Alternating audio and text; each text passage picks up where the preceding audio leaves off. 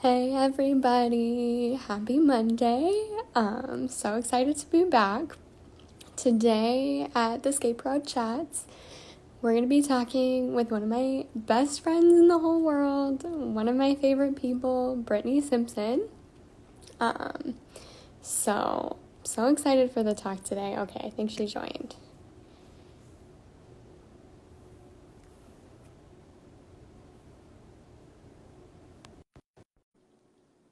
Let's see.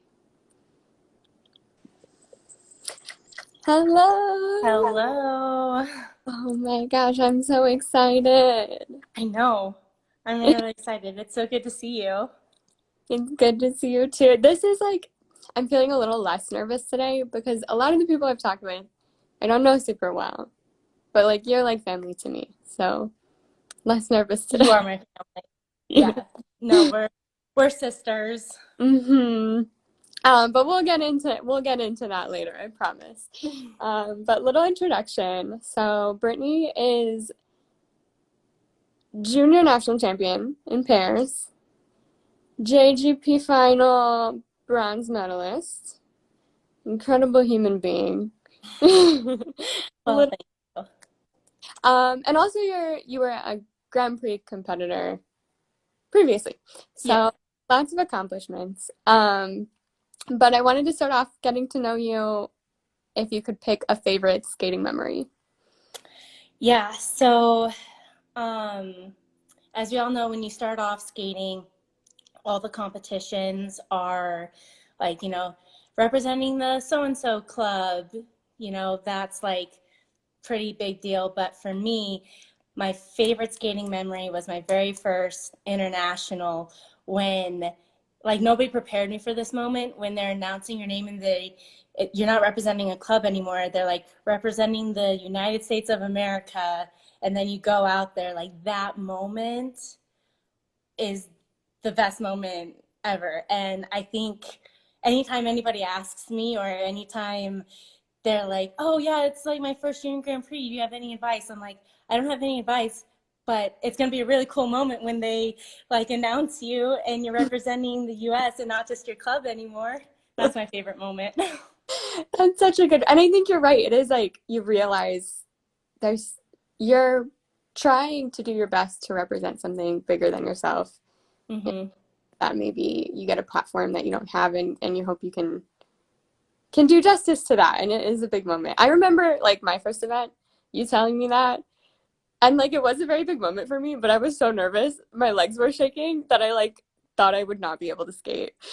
Yeah, Um, that's like it's a catch 22 because you're about to go compete and it's a mhm, huge moment, and mhm. then you're like, oh my God, I want to just focus on that cool little moment Mhm. with them announcing the US, but now I have to go compete. Focus, focus, focus. No, I get, yeah. But yeah, it's so special. That's a good one to talk about. Okay, so here at Skate Proud, celebrating all things LGBTQ plus in skating. Um, your parents, this is a fun fact, everybody. First out lesbians I ever met. So talk to us a little bit about what it was like growing up with two moms. Yeah, for me, I didn't really know any different, any, I just knew that this was my family. Um, but I was just kind of talking to my mom about this the other day.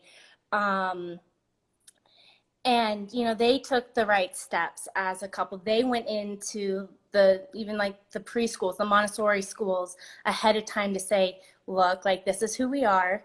We have a daughter. Like, for them and for me, I'm not hiding anything. I think when you have to hide that this is like something wrong, Mhm. then that's when it becomes an issue, and that's when it can be used as a weapon when you start hiding it and then all of a sudden it comes out.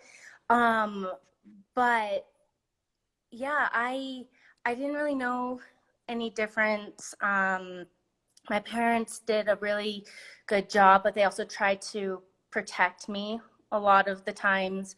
Um, I remember in elementary school, um, just kids don't understand, you know, they just they're learning. Mm-hmm. And one mom would pick me up one day from school, and then the next day my other mom would pick me up from school, and they're like, oh, like, who's that? And I'm like, that's my mom. Well, no, who's the other person who picks you up? That's my mom. And so, then you just have to sit down and have conversations. Mm-hmm. But as far as skating, like, I I always kind of told my coaches, like, I had to tell my coaches Yeah.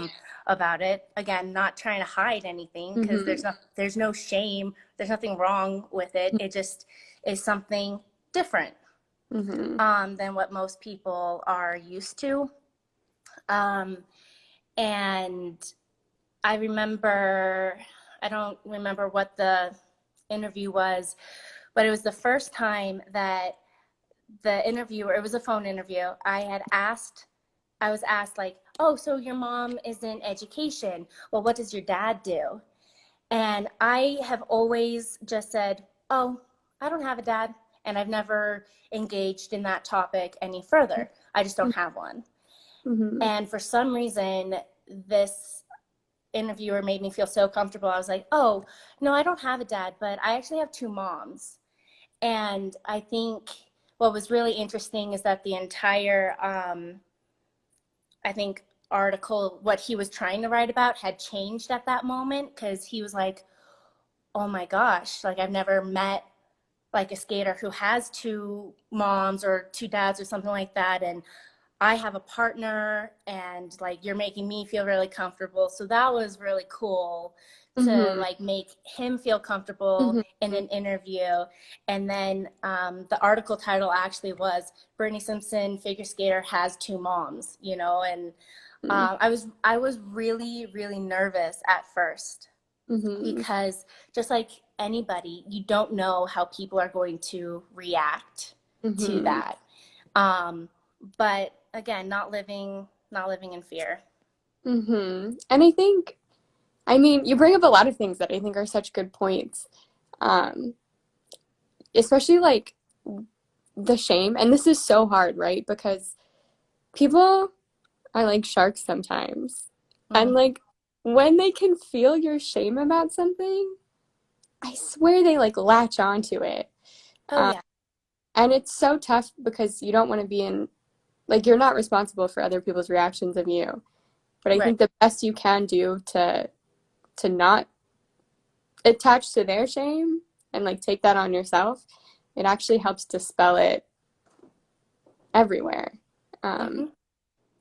and then the other thing that I think is so interesting is I think people don't always realize how like very small things could maybe alienate or like isolate or disclude people. Like just the question of like, oh, what does your dad do? And not coming from a place of like, oh, this might be a different situation. Um, Right. so I think that's where like visibility comes in and where having these conversations come in. It's just making sure people are always aware like there are more possibilities than maybe you have been taught to grow up thinking about. Uh, Yeah. and Oh even like on a personal level, like I had never seen a family with two moms until I yeah. placed myself in your family. So another like more recent, um, I don't know, like, example Mhm. is, I was quarantining in Arizona. My parents just retired down there, and I was outside soaking up the Arizona Mhm. sun, and all that stuff. Anyway, the neighbors came out, and they had never seen me there before, obviously, because I don't live there. Mhm. And um, their initial thought was, oh, you must be their niece. Mm-hmm. Not like they, not even the idea that I could possibly be their daughter, because Mm-hmm. it is, I wouldn't say rare, but sometimes it is a little bit rarer that you see same-sex couples with a child, with having a family. Mm-hmm. Um, and I know that a lot of their friends down there that are same-sex couples, um, they are just aunts. You know, Mm-hmm. they don't have family and stuff, and so um, it's just one of those like, no, no, I am proud and I am their daughter, and you know that's just how I've always been. I mean, and like I know, like I look up to your parents so much just in like I think it is a brave act to have a family, especially in a time like I mean still today, I think there's challenges that come with raising a family outside of like this heteronormative accept or like widely accepted family unit. But I think even like for them, I mean, how old are we? Like 20 years ago, I Yeah, think I really look up to that, and I think it gives like people like me um, a sense of possibility. Um, yeah, yeah. It should. I mean, why not? hmm And like they obviously raised you very well because you're one of the coolest people I know. Well, yeah. Thank you. Thank you for that. um, okay, so let's talk a little bit about your skating career. You found success very young, um, very impressive athlete. But I know also that there are some pressures that came with that. And maybe I want to talk a little bit about your experiences and maybe some changes we want to see for other young athletes. Yeah. Yeah, I like you said, I was pretty young. I was 13 when I went on my first international competition, and um, oh gosh, I don't know. I just think that I was really fortunate enough to have my parents involved. Mm-hmm. Maybe as a 13-year-old girl, I was like, I don't want you to be that involved, you know. I was just trying to be my own person, which they were fine with me being my own person, but I'm actually really fortunate that they were so involved, Mm-hmm. because I feel like that protected me a little bit, from some of the things that can happen on internationals or that can happen in the figure skating world. But I think what I would like to see for the younger generation and the up and coming generation is, um, when something bad happens, or you know, something that needs to be addressed happens, I hope and I wish that there was a safe place for them to go to tell, you know, without the repercussions of, you know, well, if I come out, if I say this, you know, how is that going to affect the judges? You know, are they going to give me just a base value on this jump instead of a positive GOE?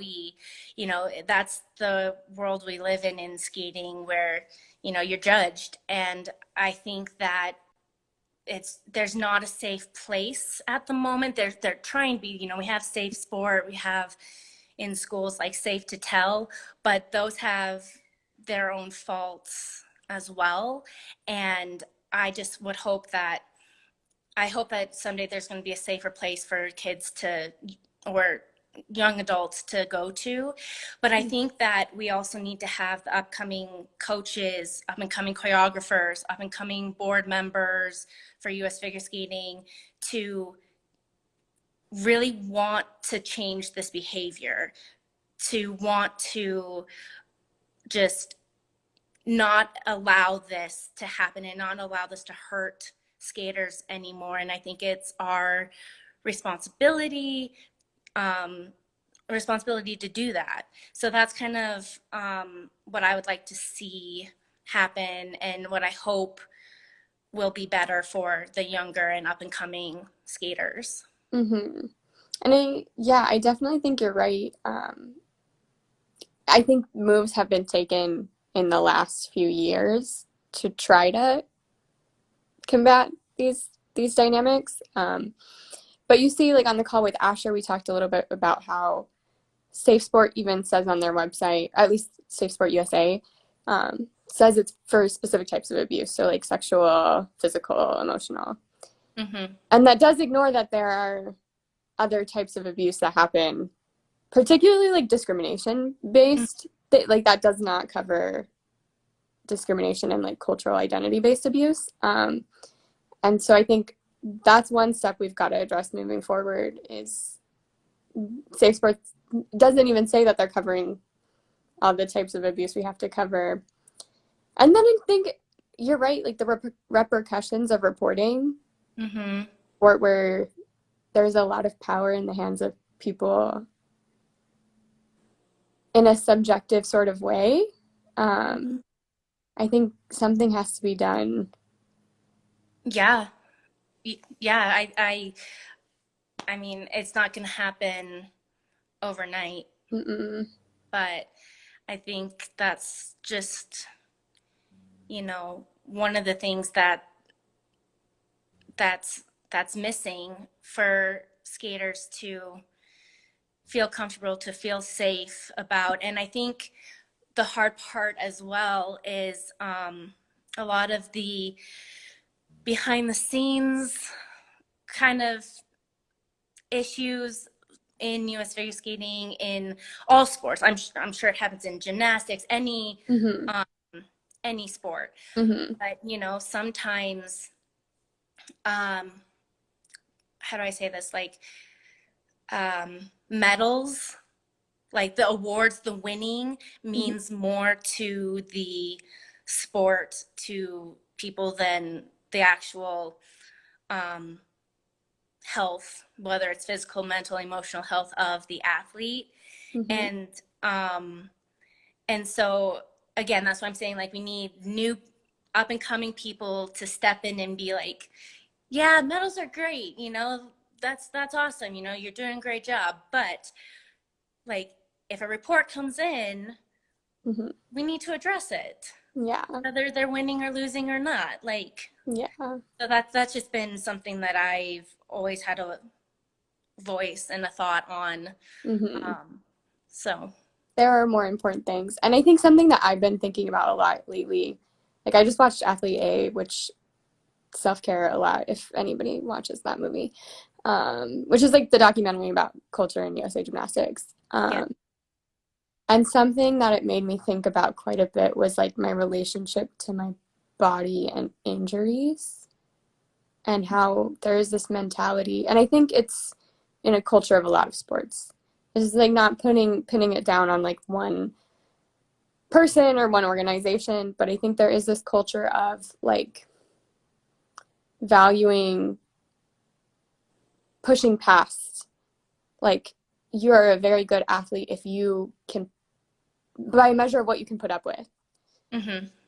And so throughout my career, I had a lot of situations where I think I had injuries that maybe my relationship to wanting to just push through them and be successful, and like thinking of that as my merit as an athlete, Yeah. rather than like thinking about it distorted the relationship to my body, I think, quite a bit. And listening to that and like seeing that maybe my boundaries and my body has more value than pushing past that to win. Yeah.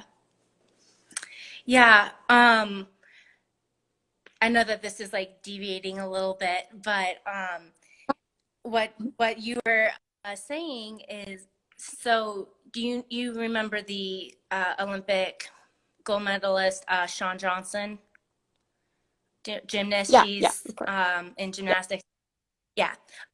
She just did a YouTube video, and she was talking about, that relationship of being an elite athlete and body image. And she just had a baby a couple months ago, and they were asking how she is handling like postpartum like body and stuff. And she's like, in order to tell you that, I have to tell you my entire relationship with body image, starting from being an athlete to no longer being an elite athlete. And um yeah, it was really good to watch. So Mm-hmm. that's another just fun little quick YouTube video if anyone wants to watch that as well. Resources. So I think it's like it's a very deep-seated thing, right? Where, and on the call with Rachel, we talked about how like with eating disorders, I think there is this mentality of like, if you recover and gain weight, um, then you're done. Like Mm-hmm. there's not a lot of space. I mean, I think we've seen Gracie really be somebody who has shown a lot of us that it is possible. Mm-hmm. Uh, but I think maybe if we see like a different relationship to, it's like either you ignore these things and push past them and do well, or you address them, address your injuries, address your eating disorder, and like leave. And I Mm-hmm. think there could be a space where there's both.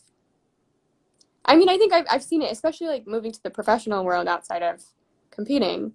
Mm-hmm. Was able to skate and like it wasn't a big deal if I changed a lift in a show because like my shoulder popped out that day. Yeah. And I think and like it didn't mean I had to like it wasn't the end of the world that I didn't suck it up and make the other lift happen that day. Right. Like and that's like very small scale, but I think we've got to explore that between space of how do we have boundaries with our bodies and keep skating and Yeah. like be an athlete. Yeah. But again, we have that mentality of keep pushing through because we want to be successful. We want to not only for ourselves, but for our partner, for our coach, for our, you know, for you, US racing, for whatever sport we're in. We want to, so that's why we keep pushing through. Mm-hmm. And, I, like you said, like I started on Team USA really young, and pretty much through the my entire high school teenage Mm-hmm. years I was on Team USA, which was awesome. But same thing, like, push through, push through, push through. But the hardest part was afterwards, when you're done and you take that step back and then you realize um all of the force that you've put your body through, good and bad. It was super successful, and I don't want to change anything that I've done.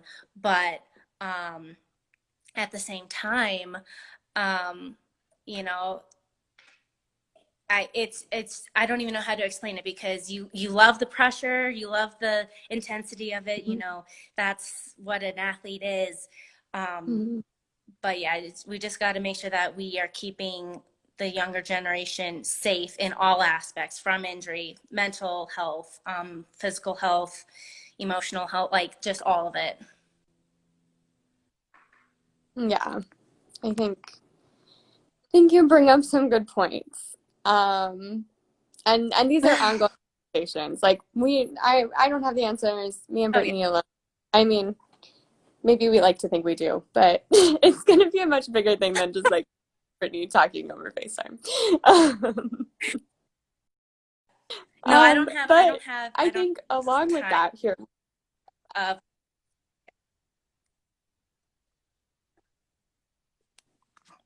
here, I'm having connection problems. I don't know.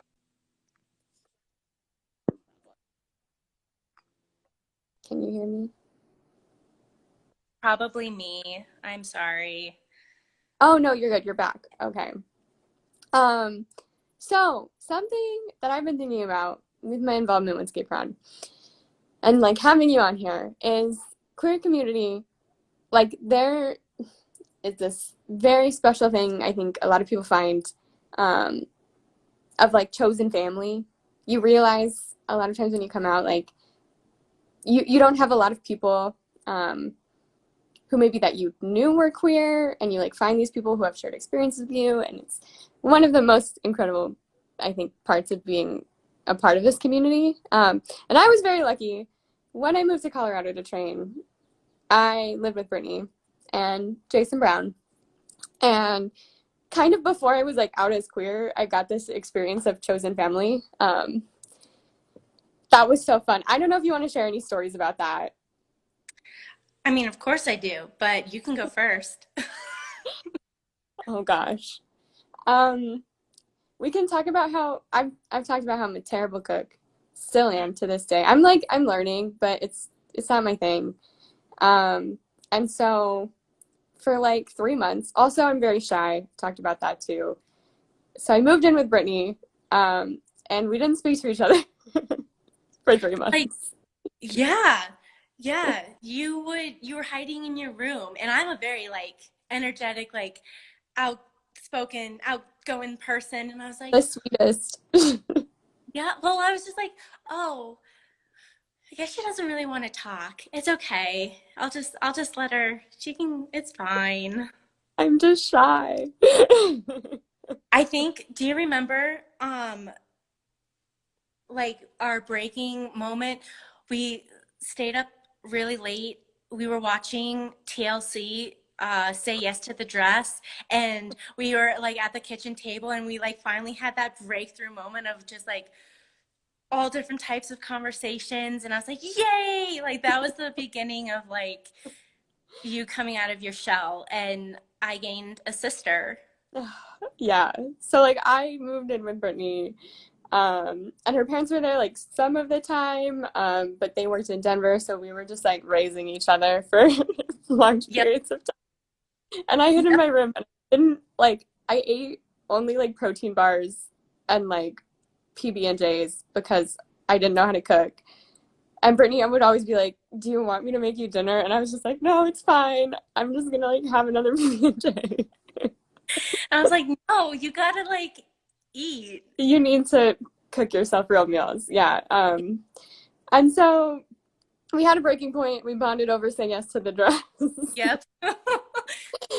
And Jason Brown moved in with us like about Yep. at that same point in time. Um, and he basically like we had told him, "Oh, we don't see a lot of each other. We just have like different schedules. Yeah. We get along fine, but like we weren't close." And he like was talking to both of us, and Jason can make friends with anybody on the planet. And so even though I was so shy, he like got to me.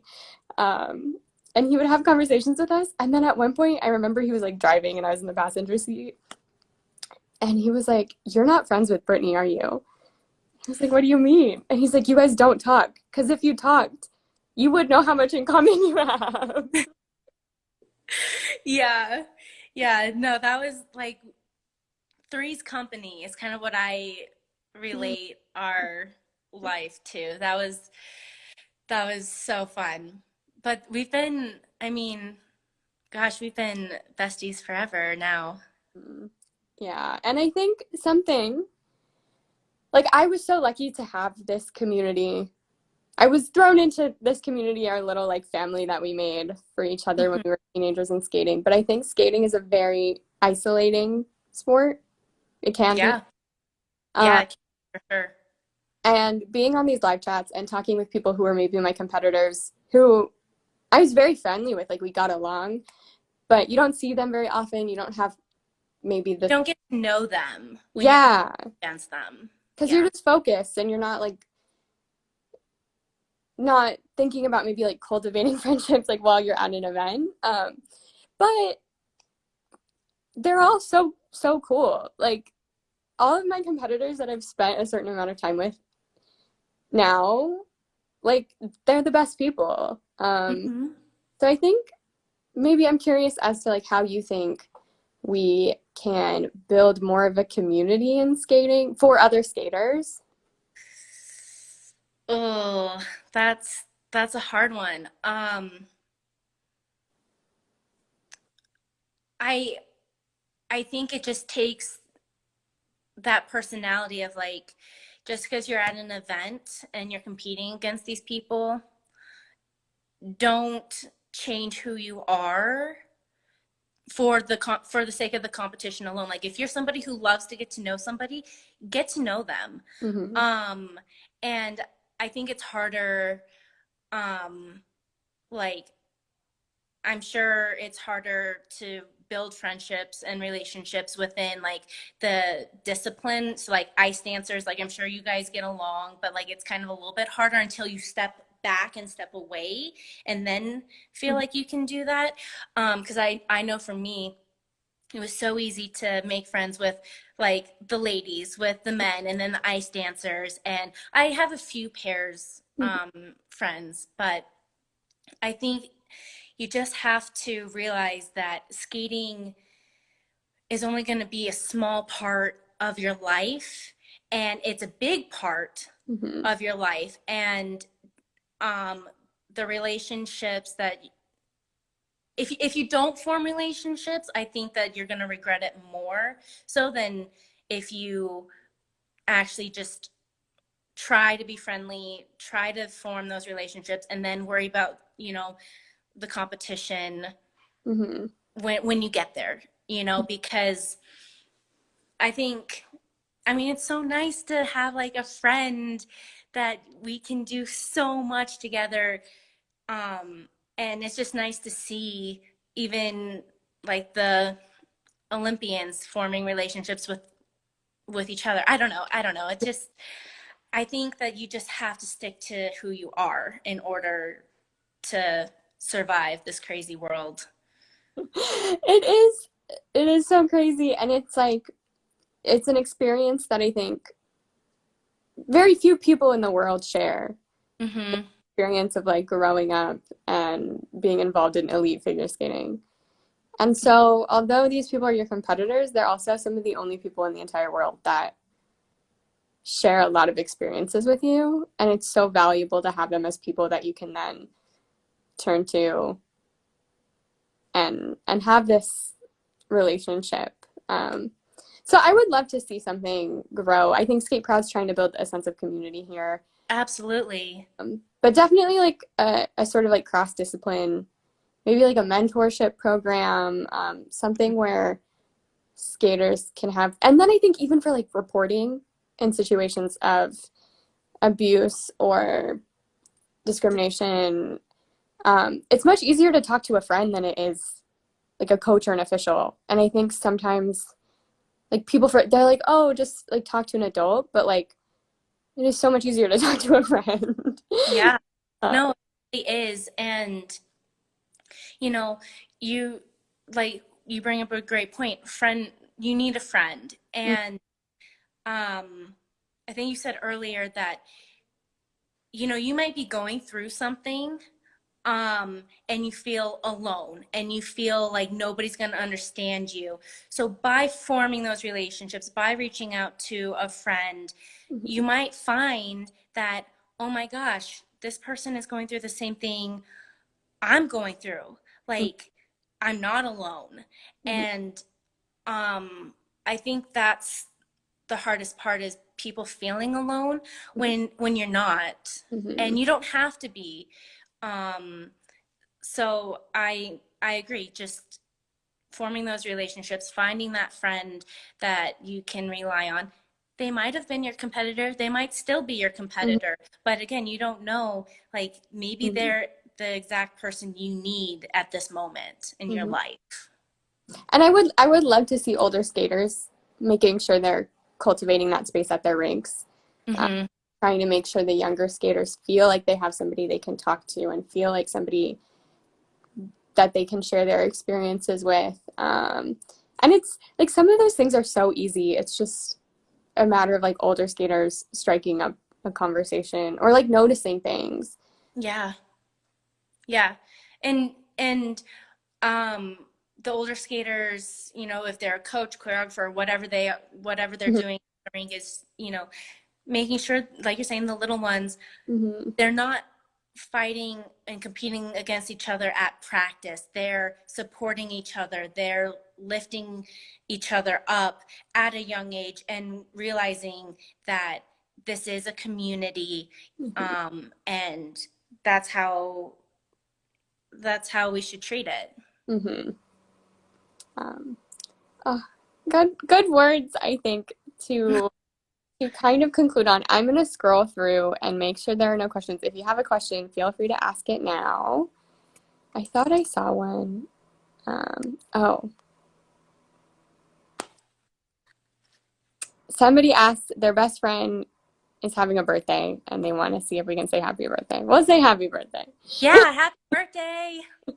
Um, I love birthdays. I hope they're having like a good birthday and during stay at home orders, or maybe they're out doing something. I hope they have a good birthday. yeah, Something fun. yeah. I hope if you're out, I hope you're wearing a mask. Yeah. Yeah. Um, okay. I had a great time. If there's anything you want to use the space for to add right now, feel free to do so. Yeah. It's so good to see you. I know this was like, I had a really good time today. Um, Yeah. No, I was like, I feel like I would have been so nervous had it have been anybody else asking me the questions. Um, but yeah, no, I hope that you are staying safe and staying sane and you're happy as well. yeah, you too. We'll talk soon, but thanks so much for coming on today. Yes, of course, anytime. Okay, bye. Bye.